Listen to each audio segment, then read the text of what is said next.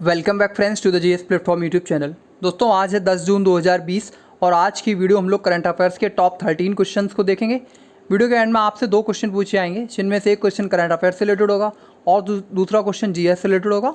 उन दोनों क्वेश्चंस के आंसर आपको कमेंट बॉक्स में कमेंट करने होंगे। आज की वीडियो की पीडीएफ के लिए आप इस वीडियो के डिस्क्रिप्शन बॉक्स में जाइएगा, वहाँ पर आपको हमारे टेलीग्राम चैनल का लिंक मिलेगा। हमारे टेलीग्राम चैनल का नाम है द जीएस प्लेटफॉर्म, इसको आप ज्वाइन कीजिएगा, जहाँ पर आपको डेली पीडीएफ प्रोवाइड होती है और डेली क्वेश्चन प्रोवाइड कराए जाते हैं। तो प्लीज़ इसको जरूर ज्वाइन कीजिएगा।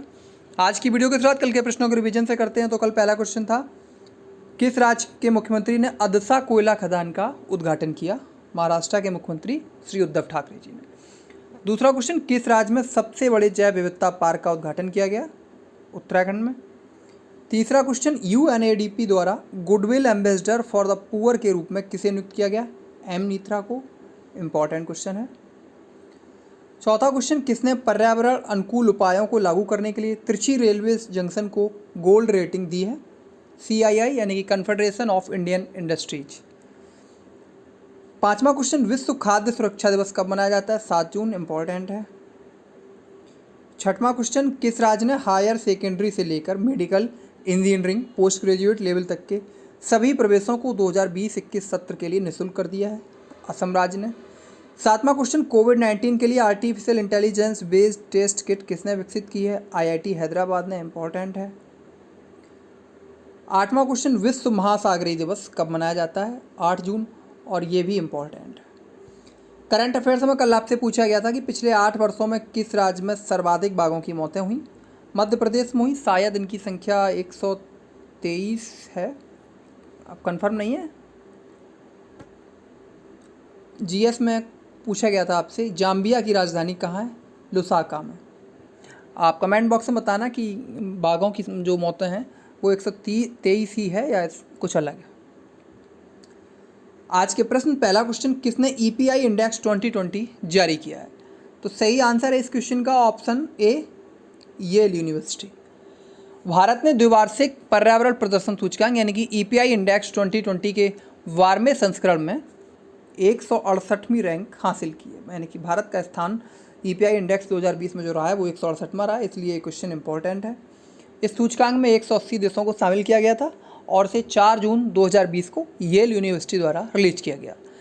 भारत ने 2020 के सूचकांक में 100 में से जो स्कोर रहा है भारत का पूरा 27.6 यानी कि 27.6 अंकों के साथ 168वां स्थान हासिल किया है। और इस वैश्विक सूचकांक में पर्यावरण प्रदर्शन के 32 संकेतकों पर विचार किया गया।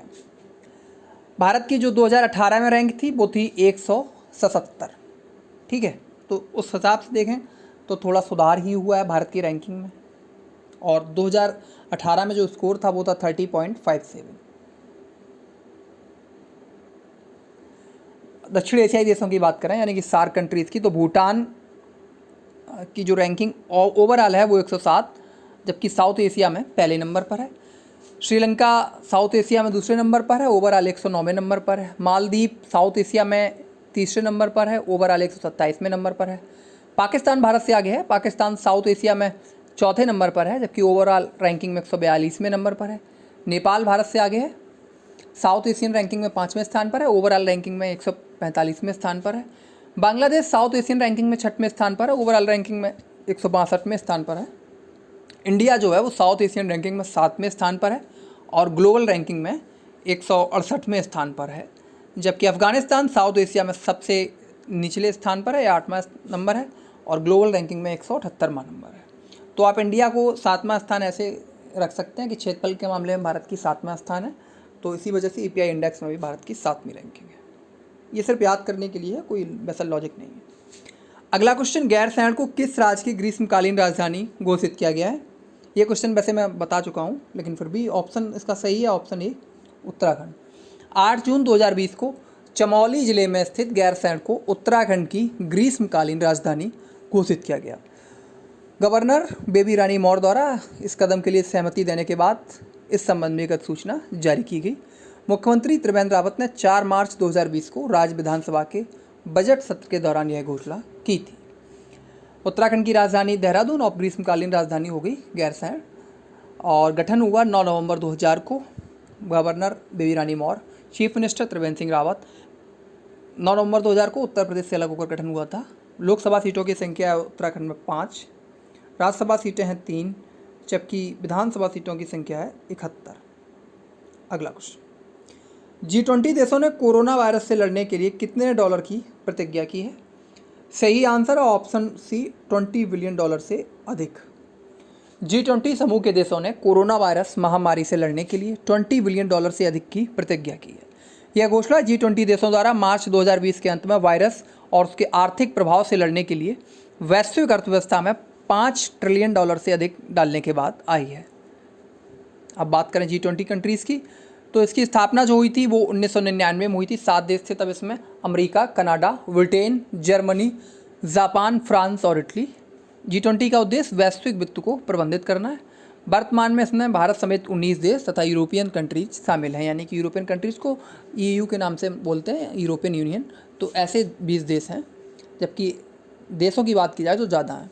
अर्जेंटीना, ऑस्ट्रेलिया, ब्राज़ील, कनाडा, चीन, यूरोपियन यूनियन जिसमें 28 देश खुद आ जाते हैं, France, Germany, Bharat, Indonesia, Italy, Japan, Mexico, Russia, Saudi Arabia, दक्षिण अफ्रीका, दक्षिण कोरिया, टर्की, यूनाइटेड किंगडम और संयुक्त राज्य अमेरिका हैं। अब ऐसे कह सकते हो आप ऐसे कि दुनिया के लगभग सभी प्रमुख देश G20 देश में हैं। अगला क्वेश्चन, कपिल मोहता को किस देश में भारत की अगली राजदूत के रूप में नियुक्त किया गया है? सही आंसर ऑप्शन बी, स्विट्जरलैंड। तो राजनयिका मोनिका कपिल मोहता को स्विट्जरलैंड में भारत की अगली राजदूत के रूप में नियुक्त किया गया है। वो 1985 बैच की IFS ऑफिसर हैं, वर्तमान में स्वीडन में भारत की राजदूत हैं। मोहता जुलाई 2011 से जनवरी 2015 तक पोलैंड, लुथियाना में भी भारत की राजदूत के रूप में सेवा कर चुके हैं। अब बात स्विट्जरलैंड की करें तो स्विट्जरलैंड की जो कैपिटल है वो है वर्न, स्पेलिंग अलग हो सकती है।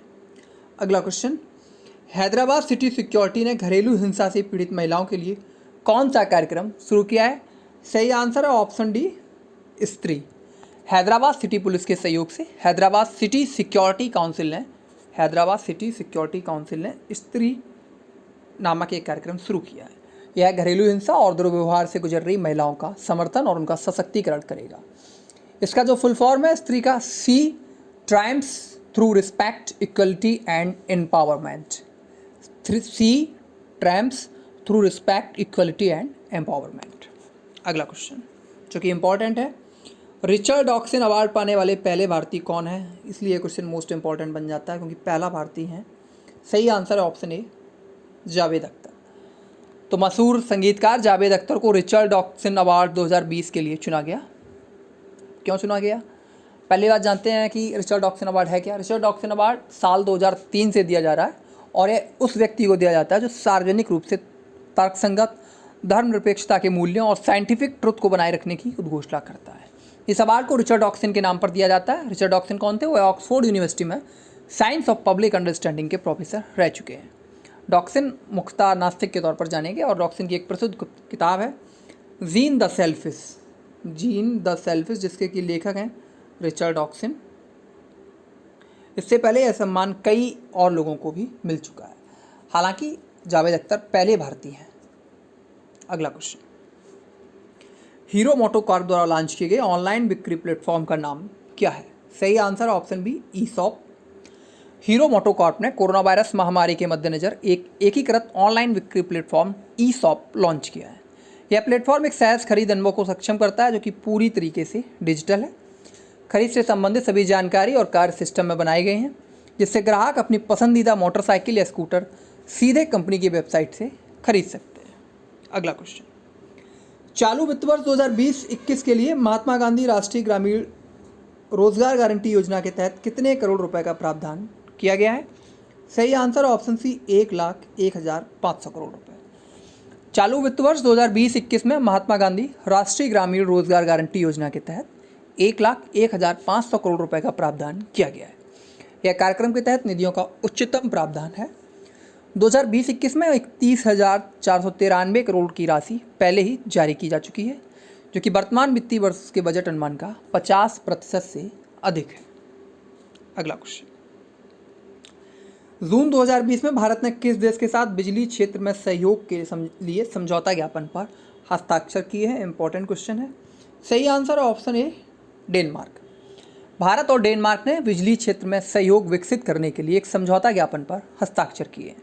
ऊर्जा मंत्रालय और डेनमार्क सरकार की ऊर्जा उपयोगिता और जलवायु मंत्रालय के बीच इस MOU यानी कि मेमोरेंडम ऑफ अंडरस्टैंडिंग पर हस्ताक्षर किए गए। इस समझौते के तहत एक संयुक्त कार्य समूह भी डेवलप किया जाएगा। इसकी अध्यक्षता संयुक्त सचिव स्तर के अधिकारी करेंगे। बात डेनमार्क की करें तो डेनमार्क की कैपिटल है कोपेनहेगन, जो कि खासा चर्चित में रहती है। अगला क्वेश्चन, किसने अनन्या नामक नैनो टेक्नोलॉजी कीटाणु शोधन स्प्रे डेवलप किया है? सही answer option C DIAT Pune यानी कि defence institute of advance technology Pune. Defence institute of advance technology Pune ने सभी प्रकार की सतहों को कीटाणु रहित करके कोविड-19 का मुकाबला करने के लिए नैनो टेक्नोलॉजी बेस्ड कीटाणुनाशक स्प्रे डेवलप किया है। इसे अनन्या नाम दिया गया। इसका उपयोग कोई भी व्यक्ति, आम आदमी से लेकर स्वास्थ्य कार्यकर्ता तक किसी व्यक्ति के साथ बड़े सार्वजनिक पैमाने पर भी उपयोग किया जा सकता है। यह वाटर बेस्ड स्प्रे और स्प्रे के बाद 24 घंटे अधिक समय तक प्रभावी रहता है। अगला क्वेश्चन, कौन सा राज्य समर्थन मूल्य में गेहूं खरीद पर देश में शीर्ष राज्य बना? मोस्ट इंपॉर्टेंट क्वेश्चन है। सही आंसर है ऑप्शन सी मध्य प्रदेश। समर्थन मूल्य पर गेहूं खरीद में मध्य प्रदेश देश में अव्वल राज्य बना। मध्य प्रदेश राज्य सरकार ने किसानों से 1.27 करोड़ टन गेहूं खरीदा। यह देश में खरीदे गए कुल गेहूं के लगभग 33% के बराबर है। खरीदे गए कुल गेहूं में से 118 लाख मीट्रिक टन सुरक्षित रूप से संग्रहित कर दिया गया है, जो कि खरीदी गई मात्रा का लगभग 95% है। बात मध्य प्रदेश की करें तो राजधानी है भोपाल, जिलों की संख्या 52, गवर्नर हैं वर्तमान में लालजी टंडन, चीफ मिनिस्टर हैं शिवराज सिंह चौहान। मध्य प्रदेश की बात की जाए तो विधानसभा सीटों की संख्या 231, लोकसभा सीटें हैं 29। मध्य प्रदेश में हाल ही में चंदेरी कपड़ा और रतलामी सेब के लिए GI टैग भी प्रदान किया गया है। अगला क्वेश्चन, वंदे उत्कल जननी को किस राज्य का राज्यगान दर्जा दिया गया है? सही आंसर ऑप्शन बी ओडिशा। प्रतिष्ठित वंदे उत्कल जननी को ओडिशा के राज्यगान का दर्जा दिया गया है। वीडियो कॉन्फ्रेंसिंग के जरिए हुई कैबिनेट की बैठक के बाद यह निर्णय लिया गया, जिसकी अध्यक्षता मुख्यमंत्री नवीन पटनायक ने की। वंदे उत्कल जननी का प्रतिपादन कांत कवि लक्ष्मीकांता महापात्रा द्वारा किया गया है। इस गाने की धुन, संस्करण, तरीका IPR विभाग द्वारा तय और रिकॉर्ड किया जाएगा। बात ओडिशा की करें तो राजधानी भुवनेश्वर। ओडिशा का गठन 1 अप्रैल 1936 को हुआ था। वर्तमान में जिलों की संख्या है 30। वर्तमान में जो गवर्नर है वो है गणेशी लाल, चीफ मिनिस्टर है नवीन पटनायक, बीजू जनता दल की सरकार है। एक सदनी विधानमंडल है। विधानसभा सीटों की संख्या है 147 यानी कि 147। राज्यसभा सीटों की संख्या है 10 और लोकसभा सीटों की संख्या है वर्तमान में 20 यानी कि 20। अंतिम क्वेश्चन, किस राज्य के मुख्यमंत्री ने एक प्लांट हेल्थ क्लिनिक का उद्घाटन किया? मोस्ट इंपॉर्टेंट क्वेश्चन है। सही आंसर है ऑप्शन सी मणिपुर। मणिपुर के मुख्यमंत्री एन बीरेन सिंह ने 8 जून 2020 को इम्फॉल के बागवानी और मृदा संरक्षण निदेशालय में एक प्लांट हेल्थ क्लिनिक का उद्घाटन किया। इसका उद्देश्य कृषि और बागवानी के माध्यम से मणिपुर की इकोनॉमिक ग्रोथ को बढ़ावा देना है। उस उद्घाटन समारोह के दौरान एन बीरेन सिंह ने एक मोबाइल मृदा परीक्षण प्रयोगशाला बेन का भी शुभारंभ किया। बात करें मणिपुर की तो राजधानी है इम्फॉल, जिलों की संख्या 16। गठन हुआ था 21 जनवरी 1972 को। वर्तमान में जो गवर्नर है वो है नजमा हेपतुल्ला, चीफ मिनिस्टर है एन बीरेन सिंह। एक सदनी विधानमंडल है। विधानसभा सीटों की संख्या 60। राज्यसभा सीट जहां 1 है वहीं लोकसभा सीट हैं 2। मणिपुर में विश्व का एकमात्र तैरता राष्ट्रीय उद्यान है जो कि केबुल लामजाओ राष्ट्रीय उद्यान। आज के प्रश्न करंट अफेयर्स में आपके लिए क्वेश्चन है, भारत में गूगल क्लाउड के निदेशक के रूप में किसे नियुक्त किया गया है? इस क्वेश्चन का आंसर आपको कमेंट बॉक्स में #CA के साथ देना है। वहीं GS में आपके लिए क्वेश्चन है, मॉडर्न हिस्ट्री से इंडिया टुडे पुस्तक के लेखक कौन है? इस क्वेश्चन का आंसर आपको कमेंट बॉक्स में #GS के साथ देना है। तो थैंक यू फ्रेंड्स, ये थी आज की वीडियो। अगर आपको वीडियो अच्छी लगी हो तो लाइक कीजिएगा, शेयर कीजिएगा, चैनल को सब्सक्राइब कीजिएगा। Thank you.